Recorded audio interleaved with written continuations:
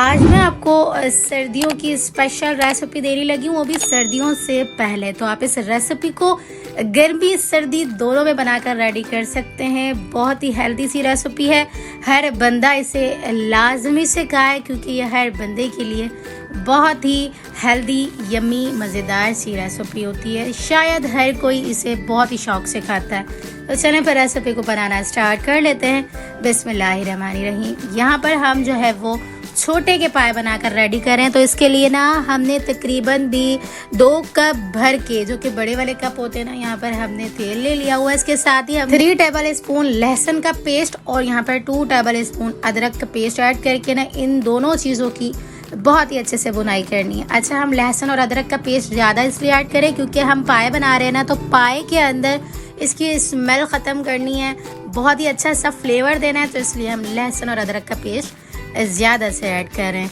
लहसुन अदरक का पेस्ट ऐड करने के बाद ना यहाँ पर हमने प्याज का भी पेस्ट ऐड कर दिया हुआ है। आप चाहें तो चॉप की हुई भी ऐड कर सकते हैं, चाहें तो यहाँ पर पिसी हुई भी प्याज ऐड कर सकते हैं। तो तकरीबन भी ना 4 बड़े साइज़ की प्याज मैंने यहाँ पर ऐड कर दी हुई हैं। इसके साथ ही मैंने यहाँ पर ना 4 से 5 बड़े साइज़ के यहाँ पर टमाटर का पेस्ट ऐड कर दिया हुआ है। तमाम चीज़ें हम पेस्ट इसलिए ऐड करें क्योंकि हमने जल्दी से बुनाई करनी है। अगर आप यहाँ पर कटिंग किए हुए भी ऐड करेंगे तो भी कोई इशू नहीं है। यहाँ पर कुछ ड्राई मसाले भी साथ में ऐड कर देंगे और खड़े मसाले भी। तकरीबन भी ना 3 अदद बड़ी इलायची, 5 से 6 लौंग ऐड करके, ½ टेबल स्पून हल्दी पाउडर, 3 टेबल स्पून लाल मिर्चों का पाउडर ऐड करके 2 टेबल स्पून नमक ऐड कर देंगे। ये तमाम मसाले मैं यहाँ पर 4 पाए जो कि बकरी के हैं और बोंग के हिसाब से ऐड कर रही हूँ। तकरीबन टोटल यहाँ पर सब चीज़ें मिला के हम यहाँ पर 2 से 2.5 किलो का जो है वो पाए का सालन बनाकर रेडी करें, तो उस हिसाब से मैंने यहाँ पर मसाले ऐड किए हैं। यहाँ पर बहुत अच्छे से भुनाई करने के बाद ना 2 से 3 मिनट के लिए ढक्कन बंद कर देंगे और उसके बाद यहाँ पर हमने तकरीबन भी 3 टेबल स्पून धनिया पाउडर पिसा हुआ ऐड कर देना। इसके बाद बहुत ही अच्छे से इसकी जो है वो भुनाई करनी है। जब मसाला हमारा बहुत अच्छे से इस तरह से भुन जाएगा ना, याद रखिएगा इसकी भुनाई बहुत अच्छे से करनी है क्योंकि जितनी अच्छी ग्रेवी होगी ना उतना ही अच्छा आपका शोरबा गाढ़ा बन के रेडी होगा। तो यहाँ पर हमने मसाले की बहुत अच्छे से भुनाई करनी है। अच्छा, यहाँ पर ना मसाले की भुनाई का एक प्रोसेस आपको बता दूँ। जब मसाला नीचे लगना स्टार्ट हो जाएगा ना, तो इसका मतलब है आपका मसाला बहुत ही अच्छा सा यहाँ पर भुन चुका हुआ है। तो देख सकते हैं आप, ग्रेवी हमारी बहुत अच्छे से भुन चुकी हुई है। इतनी अच्छी अगर आपकी ग्रेवी होगी ना तो आपका शोरबा बहुत गाढ़ा बन के रेडी होगा।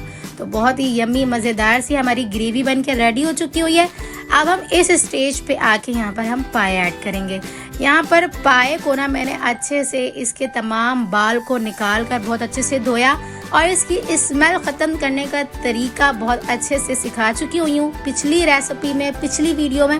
तो अगर आपने नहीं देखी तो सर्च करके देख सकते हैं मैंने किस तरह से पाए की स्मेल को ख़त्म किया है। तो यहाँ पर हमने तमाम पाए ऐड कर दिए हुए हैं। मसाला बहुत अच्छे से भुन चुका हुआ था ना, तो जब हम यहाँ पर पाए ऐड करेंगे ना तो बहुत ही यम्मी से हमारे पाए बन के रेडी होंगे।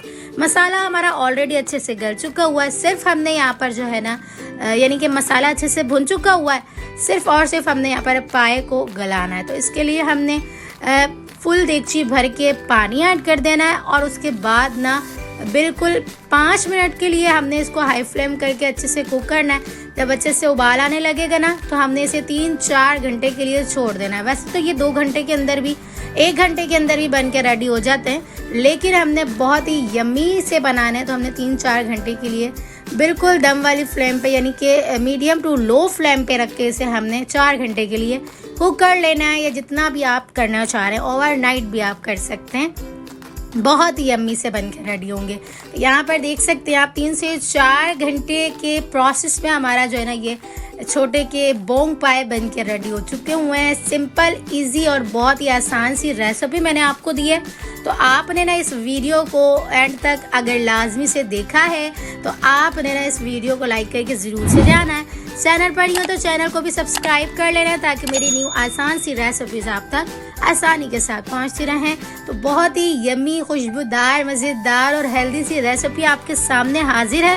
तो चलें फिर मिलते हैं नेक्स्ट वीडियो में। जब तक अपना ख्याल रखिएगा, मुझे दुआ में याद रखिएगा। मिलते हैं नेक्स्ट वीडियो में बहुत ही आसान, सिंपल और यूनिक सी रेसिपी के साथ। अल्लाह हाफ़िज़।